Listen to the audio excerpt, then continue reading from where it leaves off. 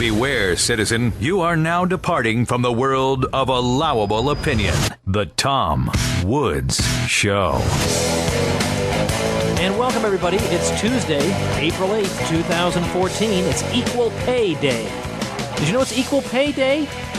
I bet you didn't. Every year, the National Committee on Pay Equity publicizes Equal Pay Day, and that's April 8th today. The idea is that this is how far into 2014 the average woman will have to keep working to earn the same income that the average man earned last year. And the idea is that women working full-time are earning only 77% of what men working full-time are earning, and this, therefore, is evidence of discrimination against women.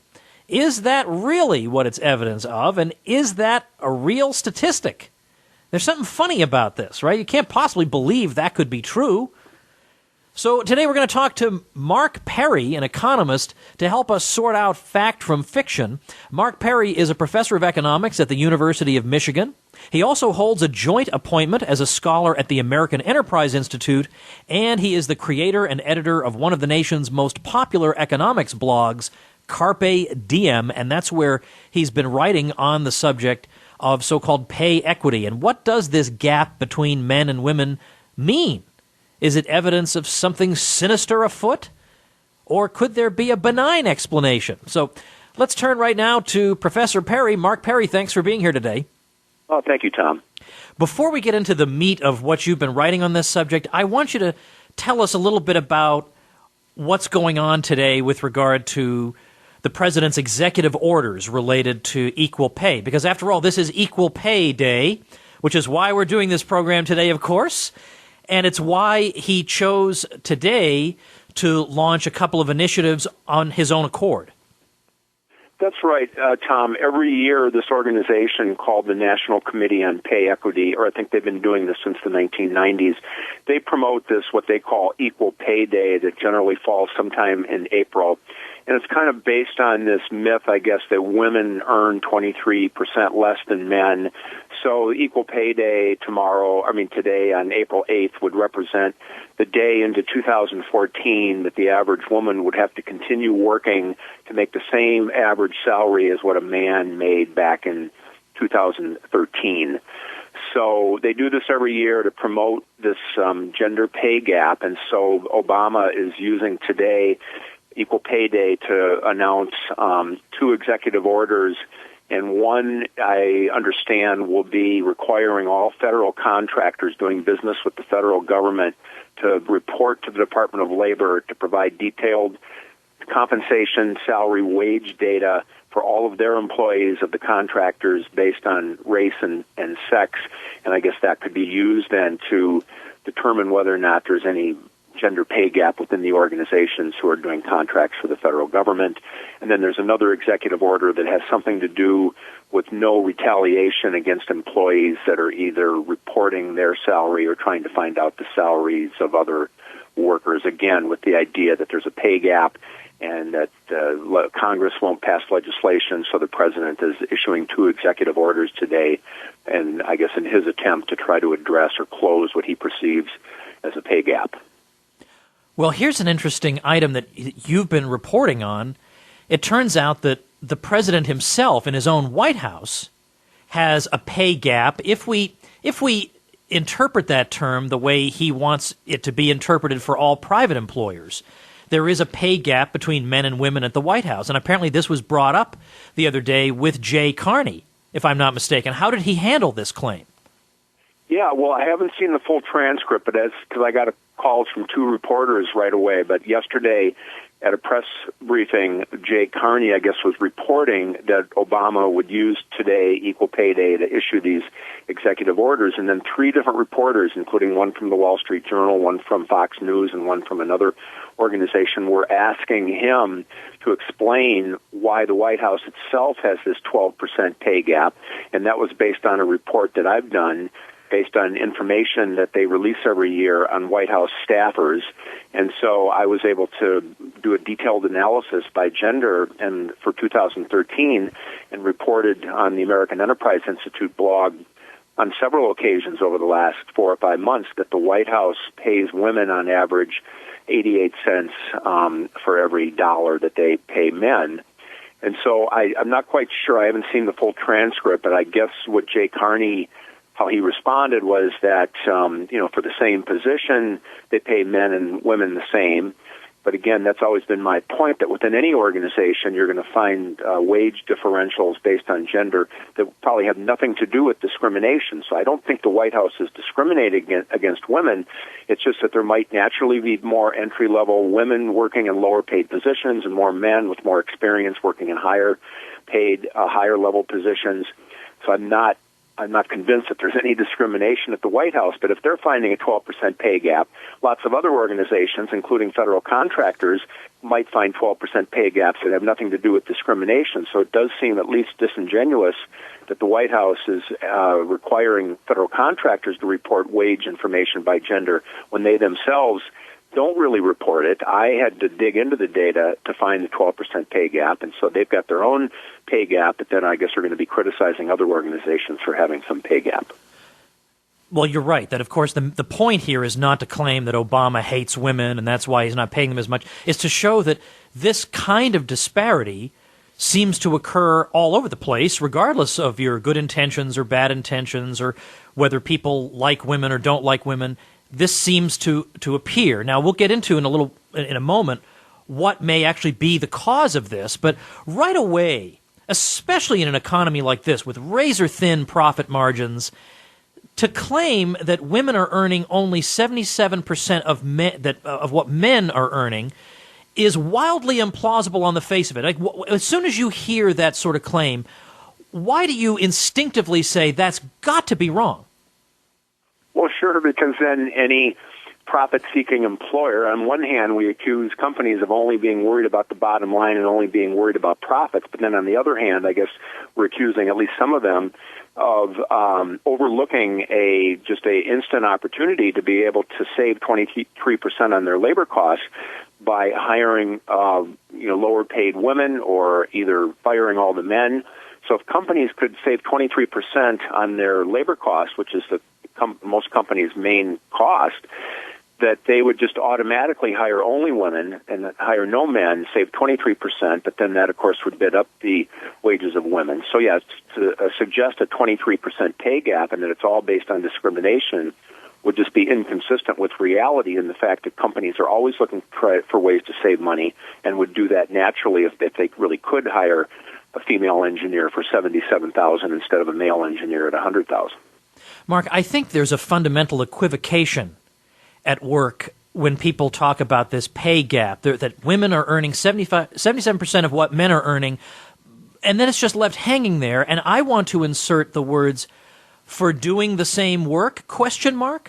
Do they actually mean that a woman with comparable experience doing job X that a man does is getting paid 77% of what a man does? Or are they saying that in the aggregate, if we look at all the aggregate earnings of women, and we compare them to the aggregate earnings of men, and then we do a per capita division, we find that one is 77% of the other? Well, yeah, that's right. It's just average wages usually for full-time, although even full-time, as we can talk about, doesn't necessarily always mean the same thing for men and women. Full-time means anything over 35 hours a week. But, yeah, so all they're doing when they report this 77 cents on the dollar or 23% wage gap, they're just comparing averages for all full-time workers, just like, again, if we look at the White House and just compare averages for full-time men and full-time women, that we might naturally find pay gaps that have nothing to do with discrimination but could be explained by dozens of other important factors and variables that explain earnings differential by gender. I think, though, the average person who doesn't follow this as closely as a policy analyst does thinks that the debate is about women not earning as much as men for doing the same work. And yet 50 years ago, we had the Equal Pay Act of 1963, which I'm pretty sure made it illegal to have a differential pay for the same work for men and women. So that issue has been resolved. But that does leave the question, though, of where is this 23% gap coming from, after all? And it is worth digging into the numbers and disaggregating the numbers a bit to try to come up with a good answer. And you've done that. You've come up with a variety of answers. There's one big answer But let's look at some of maybe the less obvious answers. Let's look, first of all, at the question, as you mentioned a moment ago, of hours worked. Are we, in fact, comparing apples with apples when we talk about men who work full-time and women who work full-time? Well, right. According to the Bureau of Labor Statistics, which reports wage and salary data every year or on a very regular basis, they consider full-time 35 hours or more per week. But once we kind of look into that and dig in, they even say on their website that men are more likely than women to have a longer work week. So, for example, 26% of full-time men worked 41 or more hours per week in 2012, the most recent year that we have data for. And that compares to only 14% of women who worked 41 or more hours per week. So men were almost twice as likely as women to work more than, or work 41 hours or more per week. And then if we look at the full-time workers that work only 35 to 39 hours per week, well, then women are much more likely, more than twice as likely than men, to work a shorter work week. So 12% of women work 35 to 39 hours per week in 2012, while only 5% of full-time men were working those kind of short or 35 to 39 hour per week. So once we just even control for and look at full-time workers that are working 40 hours a week, then at least according to BLS data, women only work 12% less than men once we just look at only workers who are working 40 hours a week. And so that's where, again, just controlling for hours worked will often explain some of the raw or unadjusted wage gap. Now, you have an item in your piece that surprised me. I had not realized this was one of the variables at work. But simply when you look at the question of age, this helps us to understand some portion of the gap. Can you explain that, or maybe what might be causing that? Yeah, and in fact, the BLS didn't report this, but another wage study a couple years ago reported that if you look at single men and single women who are young in their 20s, never married, no children, so you control for variables like marriage and motherhood and fatherhood that could have an effect on earnings, and then look at the younger group, the younger cohort group, because among that group, women now are doing much better in college and have more bachelor's and master's degrees. So if you look at young men, young women, single, never married, no children, for that group, women in many studies make more than what men make. Or I think the way I had reported it here, let's see, I'd shown some data from the Bureau of Labor Statistics that young workers 20 to 24 or the group 25 to 34, that among those workers that then generally women make about only 10% less than men.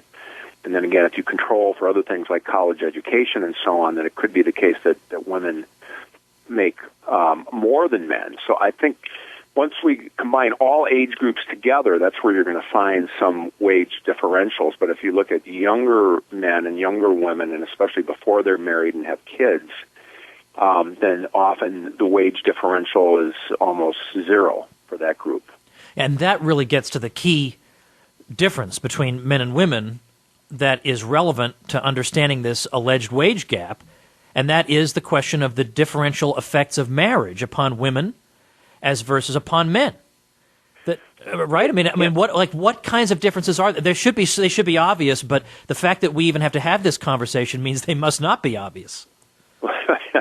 Yeah, and in fact, I think one way to think about it for people is that the wage gap, to the extent that there is one, is usually between married men with children working full-time and women with married working full-time with children. That's where you do find wage differentials because of the different family roles that men and women play. But just for example, in the Bureau of Labor Statistics data, if you look at married men and married women and look at couples that have children under 6 years old, one or more, that then for that group, then women make 82% of what men make or make 18% less. So that shouldn't be so surprising either that for an 18% pay gap when we're looking at married men with children and married women with children, and that just would be explained by the differences in family roles, that women are more nurturing. They can breastfeed and men can't. They take, they spend more time looking after the children, and so we wouldn't expect the same wages to exist when we looked at married men and married women, especially once we introduced marriage and children into the equation. That's when we could find some natural differences in pay that would be explained by voluntary choices that men and women make. And, of course, the very fact that biologically women are the people who have the babies, and they know if they want to bear children that their careers, if they have any, will be interrupted for a period of years or perhaps interrupted repeatedly.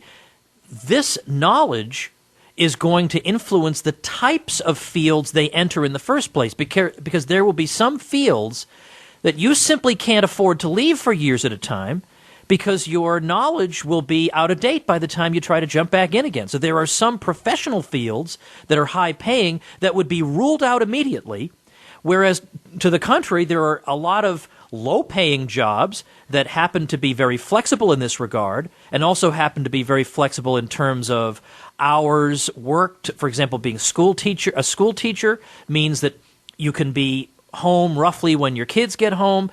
So you're going to see a lot of women in that field. You're going to see a lot of women in secretarial jobs, not because stereotypes brainwash them into becoming secretaries or school teachers, but because this works with their whole the way their lives unfold. Yeah, that's exactly right, and often it's the number of years of continuous experience that are important for career advancement. And if you have a 5 or 10 or 15 year gap in your work experience, and like you say, in certain fields like, I don't know, tax accounting or computer programming, that a 15-year gap out of the workforce completely would put you at a severe and significant disadvantage once you decide to re-enter the workforce after having children. So, women often, knowing that they might have children or maybe even more than one child, would be looking at careers that give them flexibility and opportunities to work flexible hours, that because they know that that's important to them. I mean, this might be a strange thought experiment, but one way to think of it is to think that if men could biologically get pregnant and if men could biologically breastfeed, that the careers and jobs and training that they would look for would be much different than the way it is now, and then when they don't get pregnant. And so I think one way to, like you're saying, is that women often will value flexibility in careers more than men, and so that's why they could be drawn to, let's say, nursing instead of being a physician or a school teacher and things like that. So that would be another way to explain the gender pay gap, would be based on career choices and the difference in family roles between men and women. Mark, do you remember back in the 1980s when feminists seemed to at least implicitly acknowledge this, that women had good reason to be in particular fields, and so they, instead of trying to dissuade women from becoming school teachers or secretaries or whatever, they tried to devise something called comparable worth that would try to calculate, using various inputs, what the objective contribution to society of various occupations was, so that then they could sort of impose the proper wage and salary structure on all the jobs in the economy to make sure that women were being paid appropriately. That, maybe a school teacher is just as valuable as a chemist, but in our free market economy, the chemist is getting paid more, but they're worth a comparable amount. I mean, you remember this? Is there any possibility that that's going to come back?